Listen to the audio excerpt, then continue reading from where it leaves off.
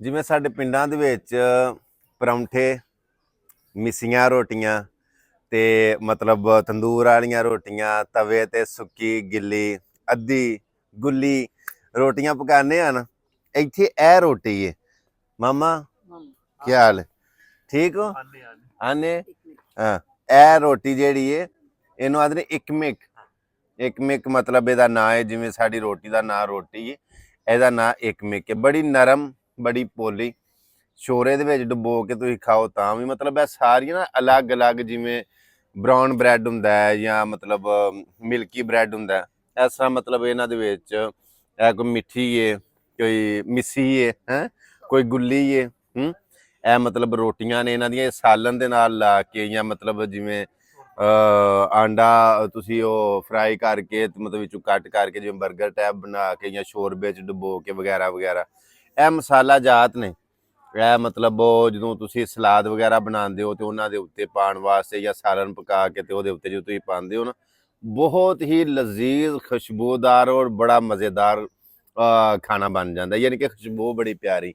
ਇਹ ਜਿਵੇਂ ਮੇਥੀ ਦਾ ਨਾ ਉਹ ਆਪਣੀਆਂ ਮਿਰਚਾਂ ਜਿਹੜਾ ਨਾ ਦਾਦੜ ਮਿਰਚਾਂ, ਇਹ ਉਹ ਲਸੂੜੇ ਦਾ ਜਿਵੇਂ ਚਾਰ ਹੁੰਦਾ ਉਹ ਚੀਜ਼, ਇਹ ਉਹ ਮਿਰਚਾਂ ਨੇ ਕਿ ਵਿੱਚ ਸਿਰਕਾ ਪਿਆ ਤੇ ਏਡੀ ਕਰ ਮਜ਼ੇਦਾਰ ਮਿਰਚ ਔਰ ਕੌੜੀ ਹੈ। ਲੇਕਿਨ ਇਹਨਾਂ ਦੇ ਵਿੱਚ ਵੀ ਅਲੱਗ ਅਲੱਗ ਜਿਵੇਂ ਹੁੰਦੇ ਨੇ ਨਾ, ਕਿਸਮਾਂ ਹੁੰਦੀਆਂ ਨੇ, ਜਿਨਸਾਂ ਹੁੰਦੀਆਂ ਨੇ, ਕਿ ਜਿਵੇਂ ਮੁੰਜੀ ਦੇ ਵਿੱਚ, ਚਾਵਲ ਦੇ ਵਿੱਚ, ਹਾਂਜੀ, ਕੋਈ ਸੁਪਰ ਹੈ, ਬਾਸਮਤੀ ਹੈ, ਹੀਰੋ ਹੈ। ਇਸੇ ਤਰ੍ਹਾਂ ਮਿਰਚਾਂ ਦੇ ਵਿੱਚ ਕੋਈ ਮਿੱਠੀਆਂ, ਕੋਈ ਬਹੁਤ ਕੌੜੀਆਂ। ਇਹ ਥੋਮ ਹੈ, ਨਿੰਬੂ ਹੈ, ਯਾਨੀ ਕਿ ਇਹ ਅਚਾਰ ਪਏ ਨੇ, ਹਾਂਜੀ। ਤੇ ਇਸੇ ਤਰ੍ਹਾਂ ਉਹ ਅਚਾਰ ਲੱਗੇ ਨੇ ਮੁਖਤਲਿਫ ਚੀਜ਼ਾਂ ਦੇ। ਯਾਨੀ ਕਿ ਇਹ ਪਿੰਡ ਦੇ ਵਿੱਚ ਹੱਟੀ ਹੈ, ਦੁਕਾਨ ਹੈ, ਕਿ ਮਾਰੀ ਬਹਿ ਕੇ ਤੇ ਇਹ ਆਪਣਾ ਕਾਰੋਬਾਰ ਪੇ ਕਰਦੇ ਨੇ। ਇਸੇ ਤਰ੍ਹਾਂ ਜਿਵੇਂ ਜਿਵੇਂ ਅਗਾਂਹ ਜਾਈਏ ਤੇ ਇਹ ਤੁਸੀਂ ਇਹ ਮੰਜ਼ਰ ਵੇਖੋ ਨਾ, ਪਿੰਡ ਦਾ ਪੁਰਾਣਾ ਮੰਜ਼ਰ।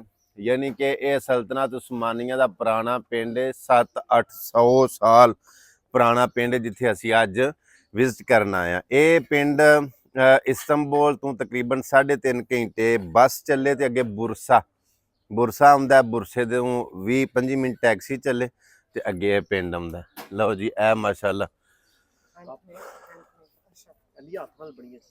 ਅੱਛਾ ਅੱਛਾ ਅੱਛਾ, ਠੀਕ। ਹਾਂ ਹਾਂ ਹਾਂ ਹਾਂ, ਅੱਛਾ। ਇਹ ਉਹ ਦੱਸ ਦਿਨ ਵੀ ਹੱਥ ਦੇ ਨਾਲ ਬਣੀਆਂ ਚੀਜ਼ਾਂ। ਹਾਂ, very good very good very good. ਠੀਕ ਹੈ ਠੀਕ ਹੈ ਠੀਕ। ਸਾਡੇ ਤੇ ਬਾਬੇ ਵਡੇਰੇ ਹੋਈ ਹਨ।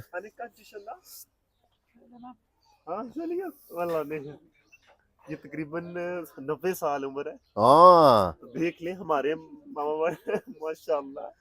ਸਾਡੇ ਜਦੋਂ ਮਾਈਆਂ ਵਡੇਰੀਆਂ ਹੋ ਜਾਂਦੀਆਂ ਨੇ ਤੇ ਅਸੀਂ ਸਾਰਿਆਂ ਨੇ ਕਿ ਅੰਮਾ ਜੀ ਛੱਡ ਛੜੋ, ਤੁਸੀਂ ਵੀ ਅੱਬਾ ਜੀ ਛੱਡ ਛੜੋ, ਡੇਰਾ ਛੱਡ ਛੜੋ, ਡੰਗਰ ਛੱਡ ਛੜੋ, ਇੱਧਰੋਂ ਹੋ ਨਾ ਥੋੜੇ ਜਿਹੇ। ਤੇ ਇਹ ਮਾਮਾ ਨੇ ਇਹ ਸਾਰੀਆਂ ਚੀਜ਼ਾਂ ਜਿਹੜੀਆਂ ਨੇ ਨਾ ਹੱਥ ਦੇ ਨਾਲ ਬਣਾਈਆਂ ਨੇ, ਇਹ ਸਾਰੀ ਡਿਜ਼ਾਈਨਿੰਗ ਜੋ ਕੀਤੀ ਹੈ, ਫਨਕਾਰੀ ਇਹਨਾਂ ਦੀ। ਤੇ ਉਹ ਮੈਨੂੰ ਤੇ ਜ਼ੁਬਾਨ ਨਹੀਂ ਆਉਂਦੀ। ਹੁਸਨੈਨ ਬਾਈ ਜਿਹੜੇ ਵੀਡੀਓ ਬਣਾਉਂਦੇ ਨੇ, ਪਹਿਲਾਂ ਪੁੱਛ ਕੇ ਦੱਸਿਆ ਵੀ 90 ਸਾਲ ਉਮਰ ਮਾਈ ਯਾਰਾਂ ਦੀ।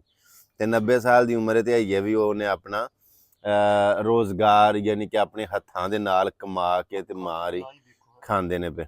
ਔਰ ਹੱਥਾਂ ਦੀ ਸਕਤ ਔਰ ਬਹਿਣ ਦੀ ਹਿੰਮਤ ਔਰ ਅੱਖਾਂ ਦੀ ਬਣਾਈ ਤੇ ਸੁਣਨ ਦੀ ਤਾਕਤ, ਯਾਨੀ ਕਿ 90 ਸਾਲ ਦੀ ਉਮਰ 'ਚ ਸਭ ਕਾਇਮ ਹੈ।